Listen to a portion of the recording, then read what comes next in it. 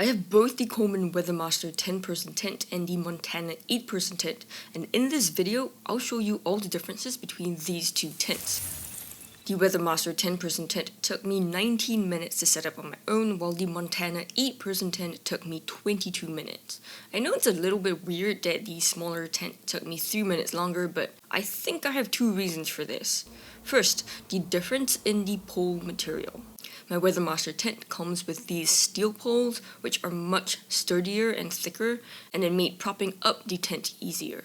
On the other hand, my Montana tent came with these fiberglass poles, which are a lot thinner and therefore more wobbly and a little bit more difficult to prop up on your own.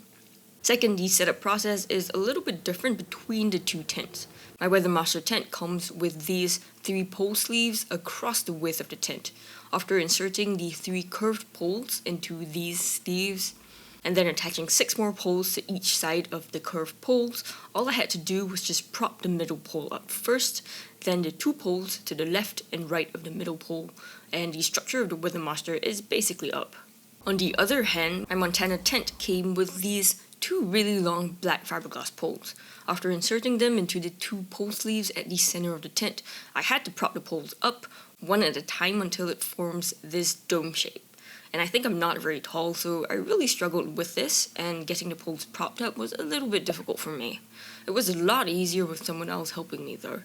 Taking down both tents was easier than setting them up, with the Montana 8-person tent taking just 14.5 minutes, while the WeatherMaster took 16 minutes. Most Coleman tents come with carry bags with this strip at the bottom that you can rip out to make it easier to pack everything up, and I ripped them both off my Montana and WeatherMaster. But I think the WeatherMaster still took slightly longer because there was just so much stuff, and even after the bag was expanded, it was still a bit of a tight fit. The peak height in the Montana 8-person tent is about 74 inches, and I can stand upright here, no problem at all because I'm not very tall.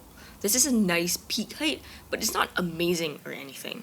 In fact, my 6-person sunroom tents also have this same peak height of 74 inches.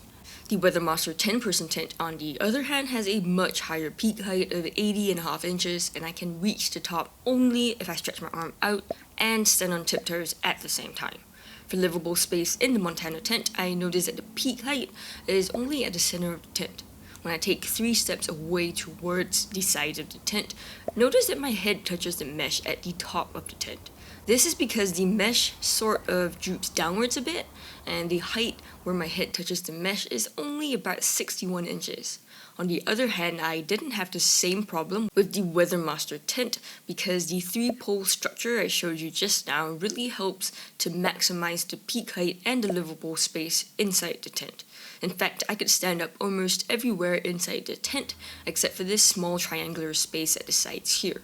The longest length of my Montana 8-person tent is about 15 feet and 4 inches, while the longest width is about 6 feet and 9 inches, and the total base area comes in at about 103.5 square feet. The Montana tent fits 8 regular sleeping pads with no leftover space, or 3 queen beds with also no leftover space. As for my WeatherMaster 10-person tent, I measured the longest length to be 16 feet and 8 inches, the longest width to be about 9 feet and 1 inch, and the base area to be 143.6 square feet, which is a whopping 40% bigger than the Montana tent. I could fit 10 regular sleeping pads into the WeatherMaster with a little space left over, but unfortunately, because the base area is in like a nice rectangular shape, I could fit a maximum of 3 queen beds. Apart from these 3 queen beds though, there's quite a bit of space left over for camping gear. My Montana 8-person tent comes with a nice little porch area, which measures about 103 inches in length and about 32 inches in width, and this is something the WeatherMaster doesn't have. It provides quite a bit of shading from the hot sun, so you can put gear under here as well. I liked that it kept my flip-flops cool instead of superheating it.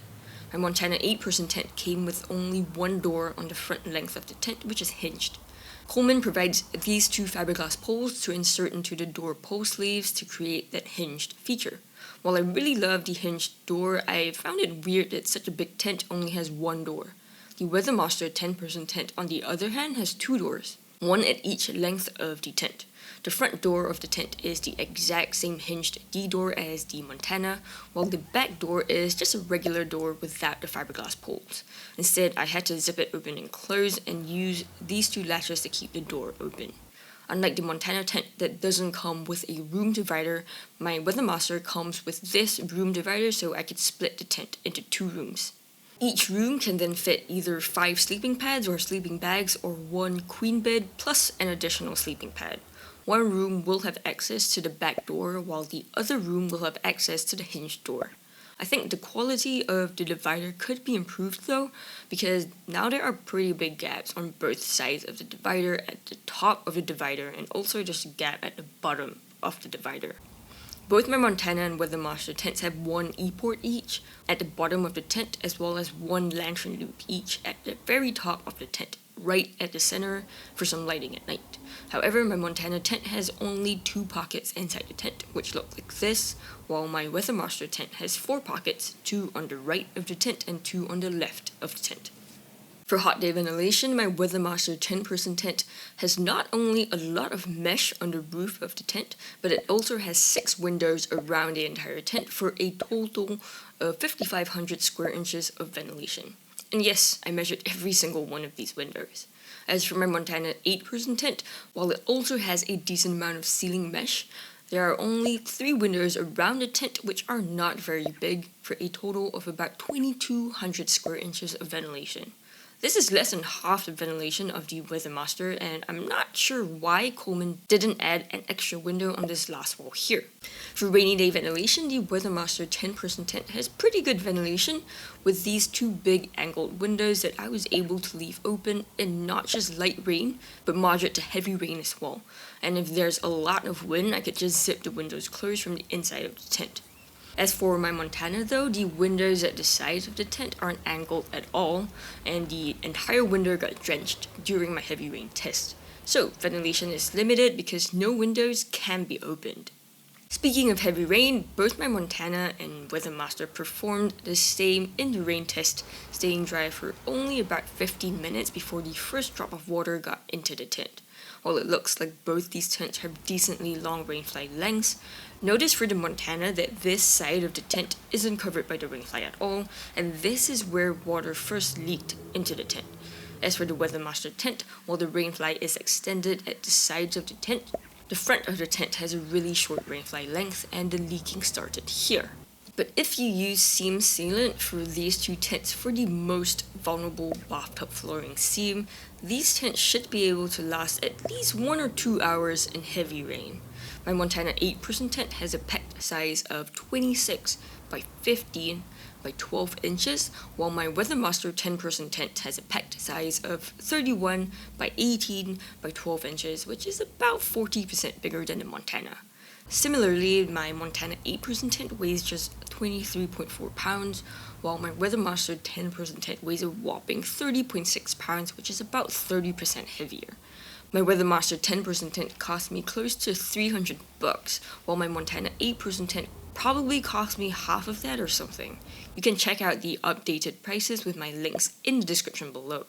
I'm a huge fan of my WeatherMaster tent over the Montana. It just has so many pros and relatively few cons. I love that it doesn't take too long to set up, and after breaking my WeatherMaster in, I could set it up on my own no problem. I love the higher quality steel poles in my WeatherMaster compared to the Montana, and after 3 to 4 years of having this tent, I've never had broken poles. My WeatherMaster has the highest peak height of all my Coleman tents, and I have 14 Coleman tents, so I think the WeatherMaster is pretty impressive.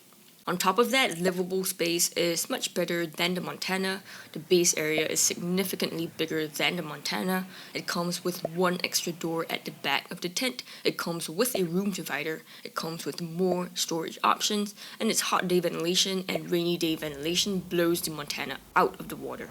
I think the 2 main cons of the WeatherMaster compared to the Montana is that because of all the extra features and materials, the pet size and weight is significantly bigger and heavier. And the second main con is the pricing. It's at least $100 more expensive. Overall, I feel that the WeatherMaster is the better tent, and I would recommend it for sure. But if you're on a tight budget, I think the Montana tent is still a great pick for the price. It's a decent quality family camping tent for slightly over $100? I think you'd be hard pressed to find a better quality tent for the price for sure.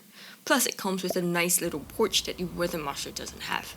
To find out how the WeatherMaster and Montana compare against my 12 other Coleman tents, I highly recommend that you watch this video here. Thank you for watching, and I'll see ya in the next one.